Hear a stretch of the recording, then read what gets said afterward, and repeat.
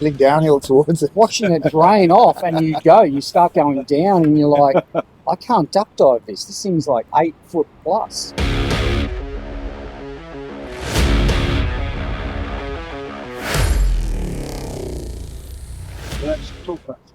The day after the World Kneeboard Titles 2024. It's a Sunday. We're both a bit battered. Oh, yeah. A little bit fried. Some more than others. Yes, there is that. There's 4 years difference between us, so I've got a better excuse. But, yeah, good to connect again, man. How good's this month been? We've just spent a month together. Simon's third trip to Africa, and we'll talk about all 3 of them in context as we go.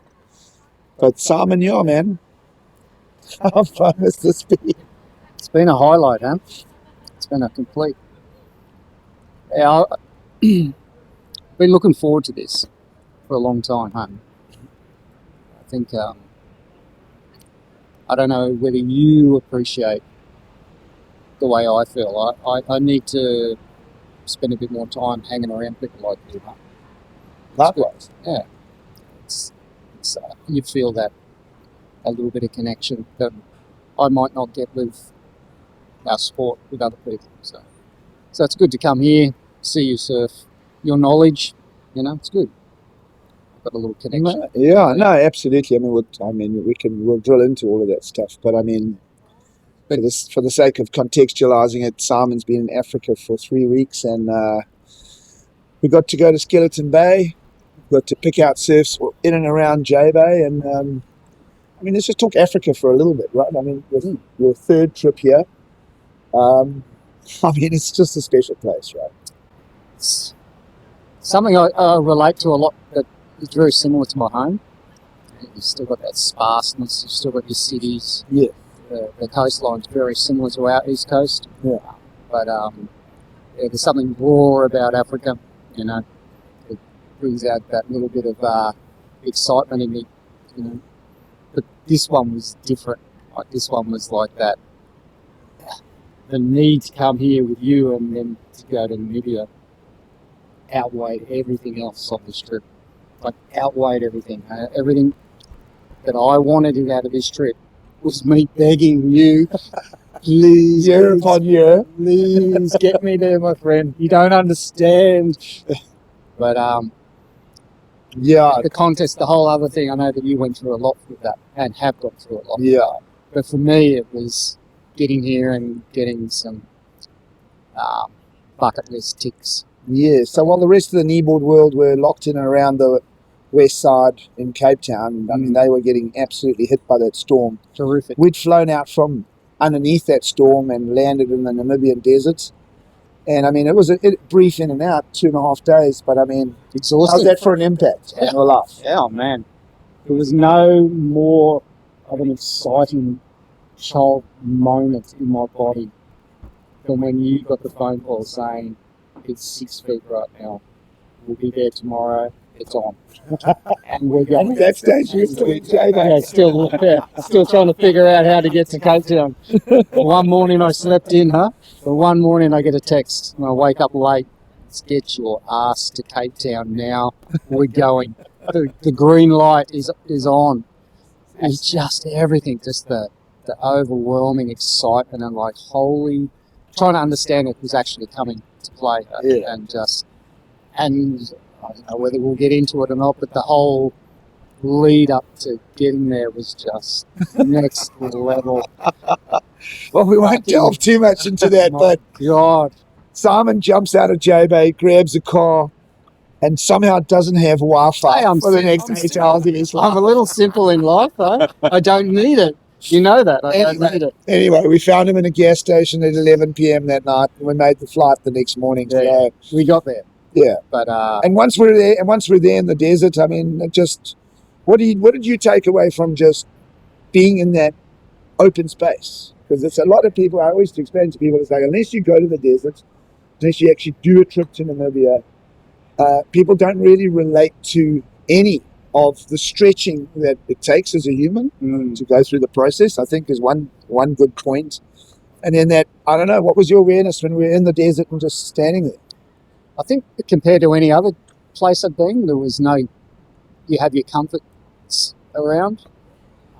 You've got your landmarks, you've got your Wi-Fi, civilization. you've got people, trees, your normality to what you normally would see at a beach.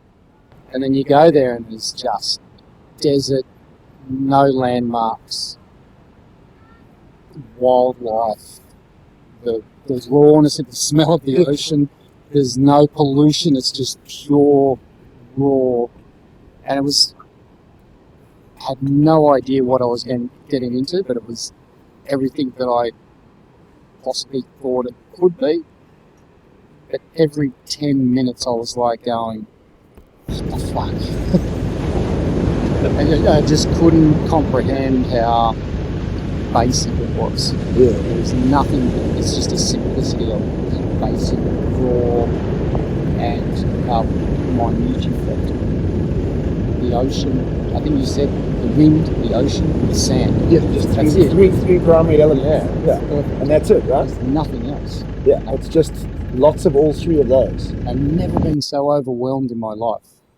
I think after the second or third walk around, or lap, or however we call it, I think you said, how wasn't you gave me a hug and I got emotional. Huh? I got emotional. It was overwhelming. Just like I couldn't comprehend what was happening. But 4 kneeboarders in the desert. yeah. We had We not saw each other once. It's the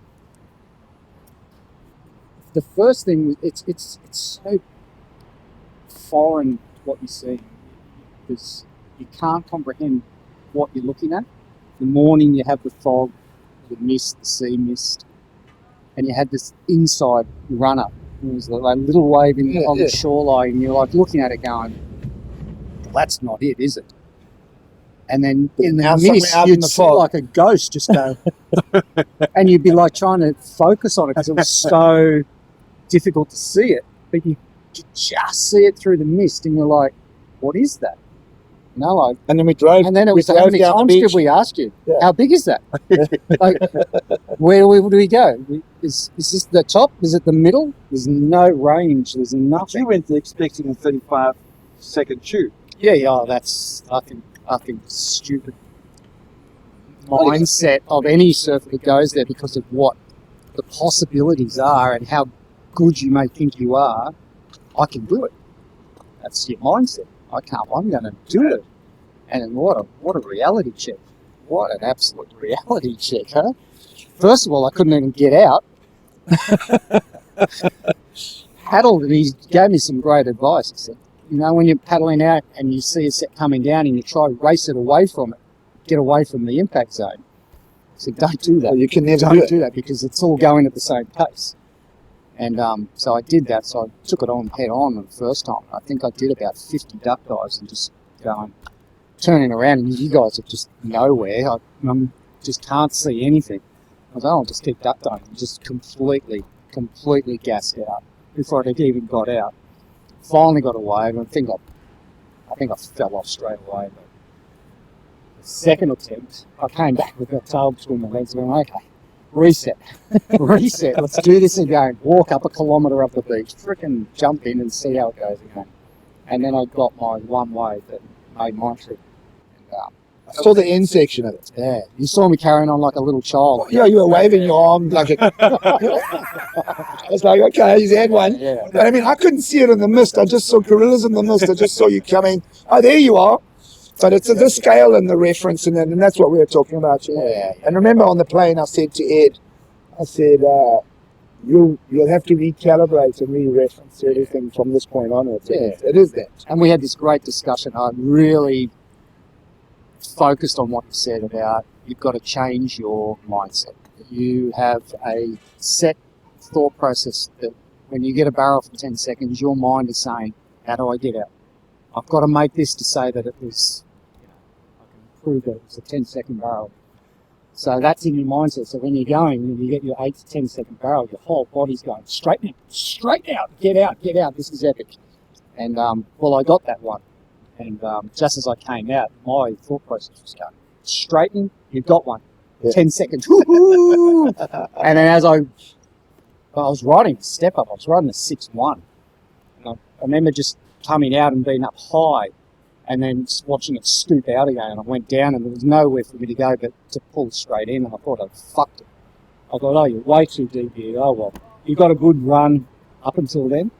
Pulled in, completely disappeared in the white water, and on the foam ball, came out with a spit, and just as I started coming out, it started crumbling and hitting me in the face, and then I just got back into safety mode.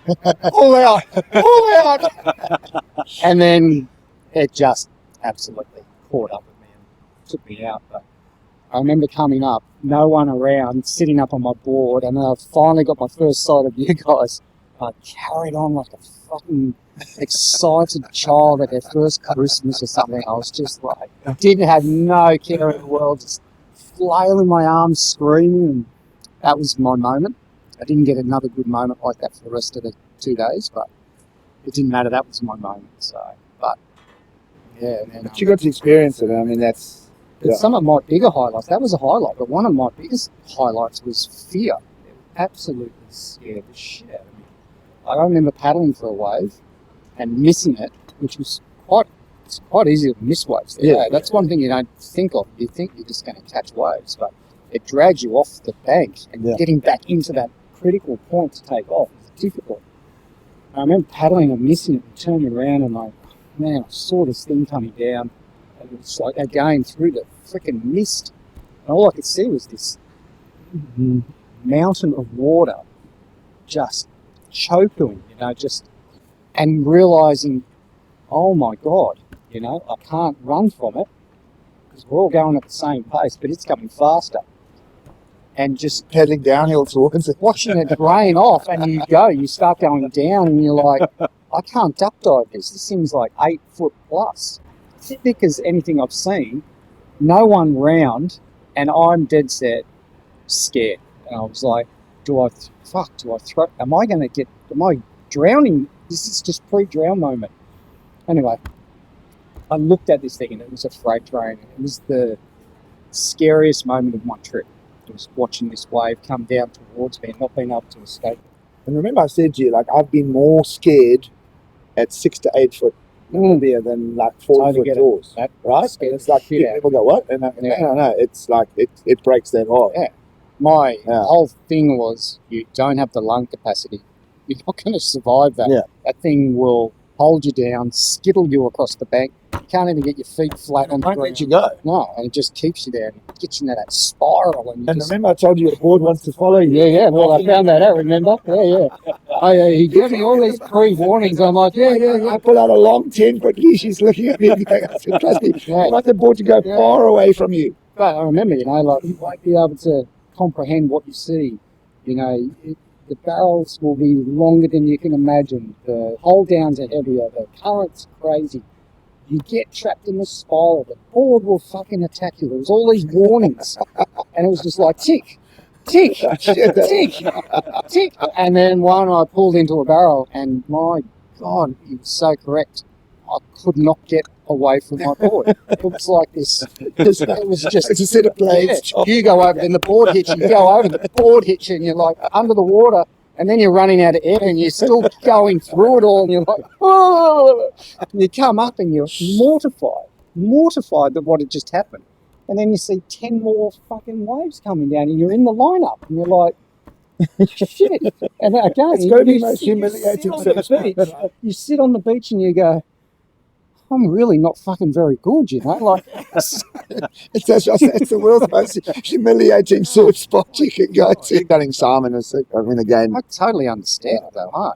I locked in. I was stronger. I was younger. It was about 2009. We'd been surfing there about 2 years, trying to keep it quiet. And this is your show, not mine. But I had a barrel, and it's so Greg Long and Tweaky Baker and Andy Irons at the time, and Corey Lopez, because Corey was the guy that they showcased first with the I remember it. Yes, anyway, it was only the 5 of us, and our friend was driving us up and down, so we were getting like a wave every 6-7 minutes, but it was such a rest swell.